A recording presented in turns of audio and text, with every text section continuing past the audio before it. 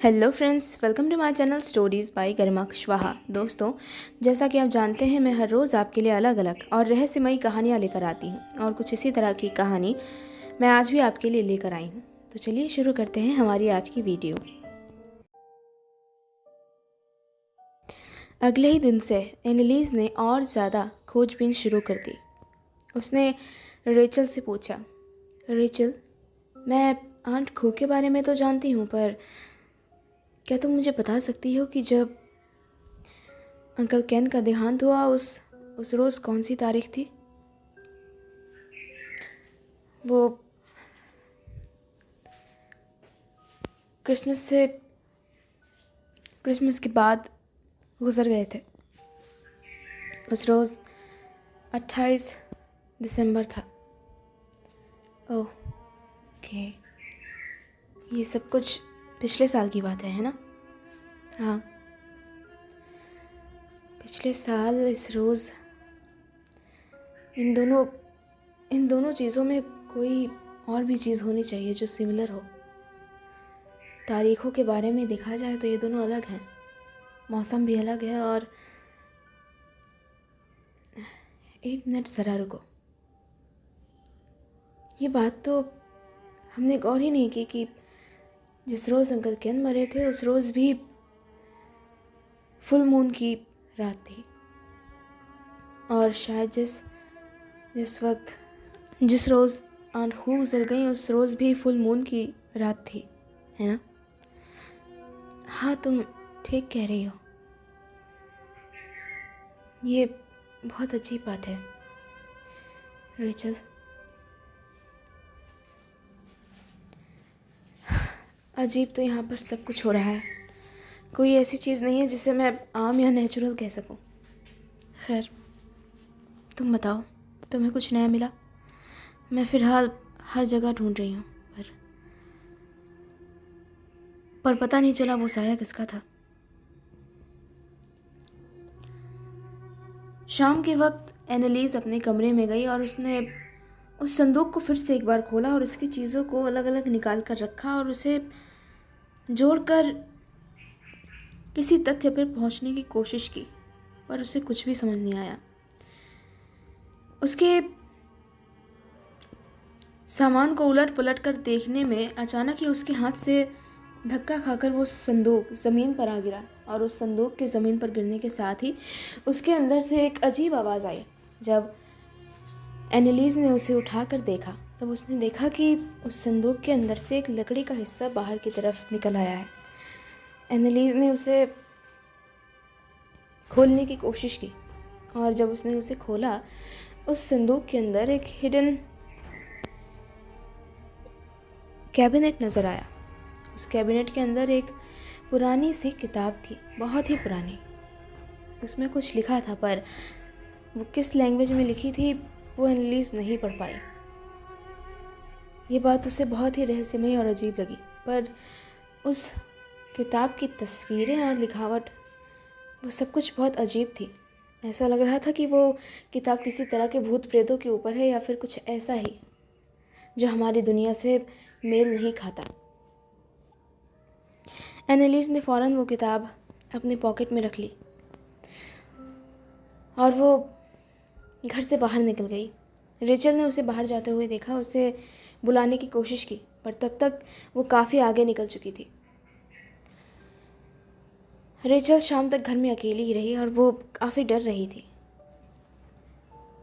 एनालिस को आने में ना जाने कितना वक्त लग गया, पता नहीं वो कहाँ गई थी।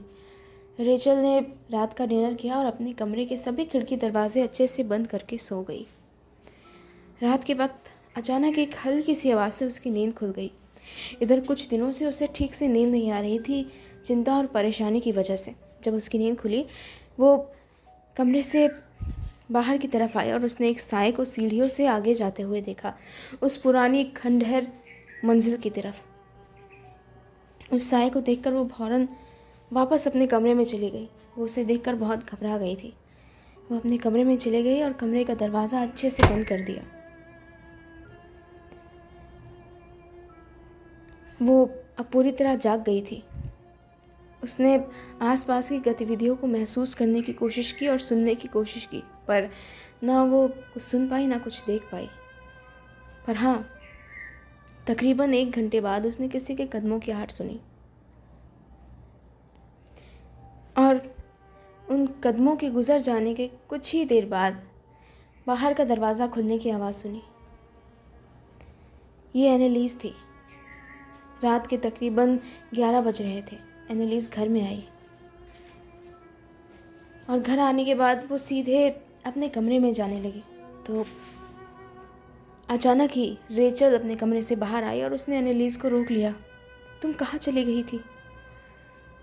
मैं बहुत लंबी कहानी है, मुझे कुछ कुछ मिला है, तुम्हें पता नहीं है। मैंने एक अजीब चीज़ देखी। मैंने भी उस काले साए को देखा आज। वो यहीं से गुजरकर पता नहीं कहाँ जाकर गायब हो गया।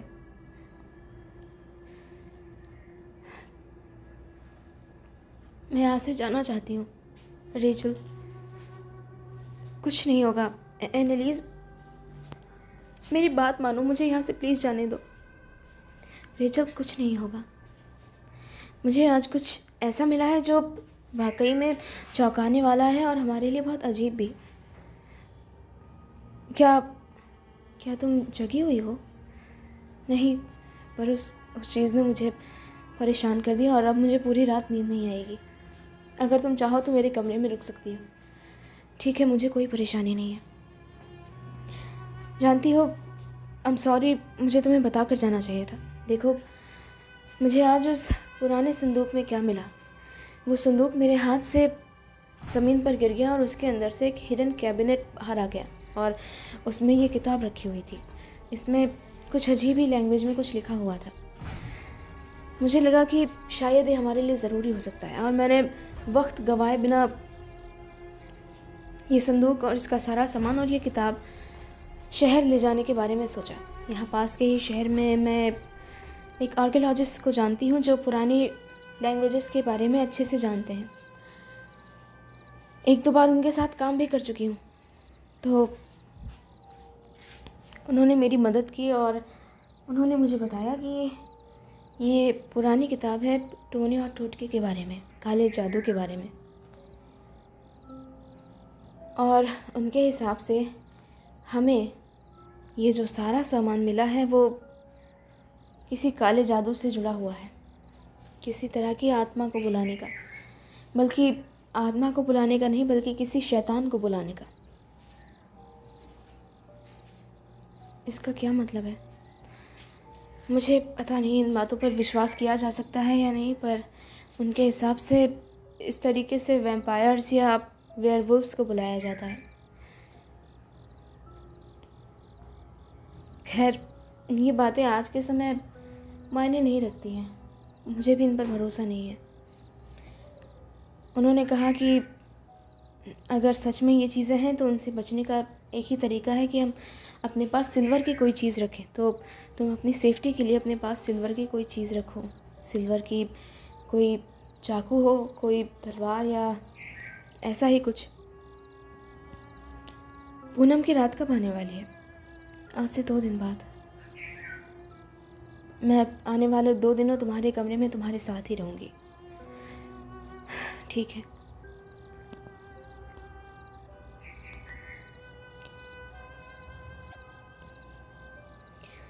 आने वाले 2 दिन भी इसी तरह बीत गए।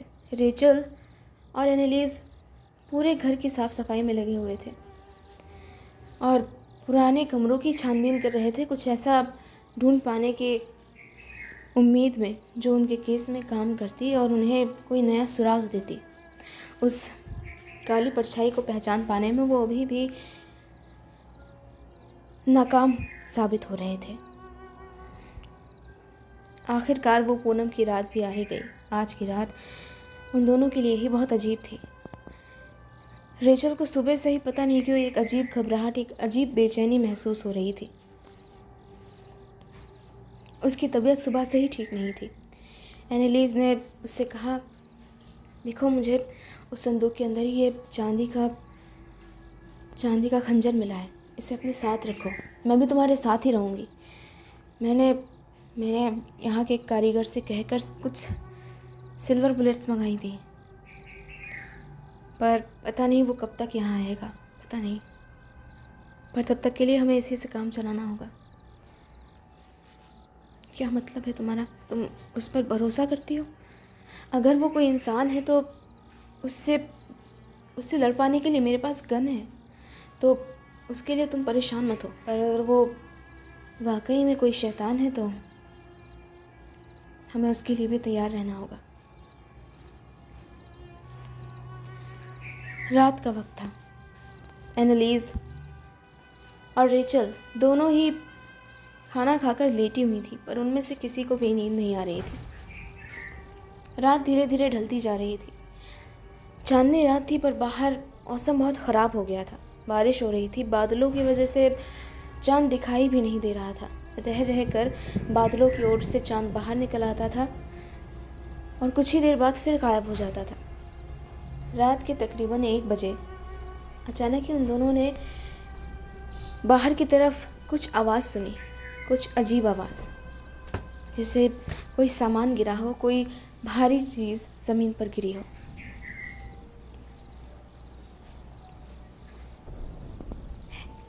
हे एनालीज, क्या तुमने वो सुना?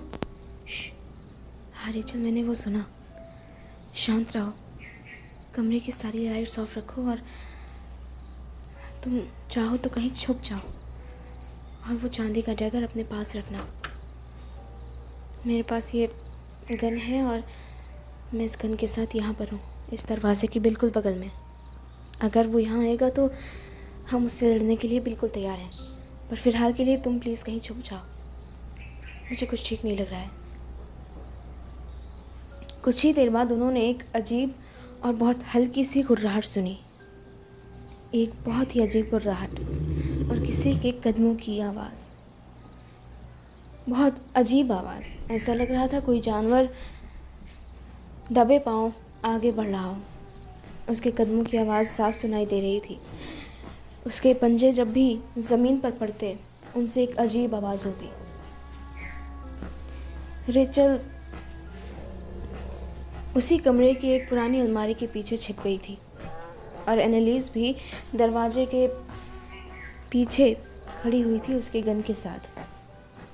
वो आवाज़ लगातार उनके दरवाजे के करीब आते जा रही थी और एक अजीब गुर्राहट की आवाज़ भी। वो दोनों ही बहुत घबराई हुई थी। रात के वक्त पता नहीं अचानक इस घर में इतना सन्नाटा कैसे हो गया था। बाहर का मौसम भी बहुत ख़राब था। रोशनी के नाम पर उस कमरे में सिर्फ कुछ कैंडल्स जल रही थी और बाहर पूरी तरह से अंधेरा था। जबकि हर रात यहाँ उनके को सोने से पहले ढेर सारे लैंप्स जला देती है ताकि रोशनी की कोई समस्या ना हो। फिर भी पता नहीं कैसे आज यहाँ की सारी रोशनी गायब थी। अंधेरे में एक विशालकाय आकृति उनके कमरे की तरफ धीरे धीरे बढ़ती चली आ रही थी और फिर अचानक एक झटके के साथ उस कमरे का दरवाज़ा तोड़ दिया जाता है और उसके साथ ही एक भयानक और बहुत ही भयावह आकृति कमरे में कदम रखती है। और उसके बाद वो एक चिर परिचित सी आवाज़ लगाता है। उस आवाज़ को सुनकर रेचल सर से लेकर पाँव तक काँप जाती है। उसके हाथ काँपने लगते हैं। वो बड़ी मुश्किल से खुद को चीखने से रोक पाती है। एनालीज दरवाजे के पीछे ही छुपी हुई थी और वो सब कुछ देख पा रही थी। उसने उसे साफ देखा। उस हल्की रोशनी में भी वो साफ नज़र आ रहा था। उसकी वो चमकती हुई खूंखार आँखें जो देखने में बिल्कुल सुर्ख लाल थी। उसके वो लंबे नाखून और वो पैने दांत जिन्हें देखकर कोई भी डर सकता था। उसका चेहरा और उसकी आकृति ऐसी थी कि उसके सामने एक आम इंसान कभी भी नहीं टिक सकता था। 7 से 8 फीट ऊंचाई के साथ उसके अंदर शक्ति थी एक भेड़िए की। अब तक वो 4 पैरों पर चल रहा था, पर उस कमरे में पहुंचने के बाद फौरन वो उठ खड़ा हुआ और आकाश की तरफ अपना चेहरा करके हवा में किसी चीज़ की गंध पाने की कोशिश करने लगा और धीरे धीरे उस गंध को सूंघता हुआ पहले वो रेचल के बिस्तर तक गया और उसके बाद वो वहाँ से मुड़कर धीरे धीरे उस अलमारी तक जाने लगा जहाँ रेचल छुपी हुई थी। ये सब देखकर एनालिस बहुत घबरा गई और उसने फ़ौरन उसके हाथ में पकड़ी हुई गन से फायर कर दिया, जिसे सुनकर वो शैतान फ़ौरन पीछे की तरफ मुड़ा और उसने एनालिस को देखकर एक ज़ोरदार हुर्राहट की आवाज़ निकाली, जिसे देखकर एनालिस बहुत घबरा गई थी। वो शैतान धीरे धीरे एनालिस की तरफ बढ़ा और वो बहुत गुस्से में लग रहा था। उसने फ़ौरन पंजे के एक वार से एनालिस की गन ज़मीन पर गिरा दी। एनालिस बहुत घबराई हुई थी। वो फ़ौरन फुर्ती के साथ उस गन को उठाने के लिए मुड़ी, पर इससे पहले कि वो उस गन को उठा पाती, उस शैतान ने उसे ज़ोर का धक्का दिया, जिससे वो दीवार से टकराकर ज़मीन पर गिर पड़ी और वो अभी भी होश में थी। उसने फ़ौरन कांपते हुए हाथों से वो गन उठाई, निशाना बांधा और उस शैतान पर गोली चलाने लगी, पर उन आम गोलियों का उस शैतान पर कोई असर नहीं हो रहा था। ना ही अब उसका ध्यान बढ़ रहा था। वो कदम दर कदम धीरे धीरे रेचल के करीब जाता जा रहा था और धीरे धीरे करके वो उस अलमारी के करीब पहुंच गया और उसने अलमारी की ओट में झांक कर देखा। उसका चेहरा देखते ही रेचल की चीख निकल गई। वो बहुत ज़ोर से चिल्लाई।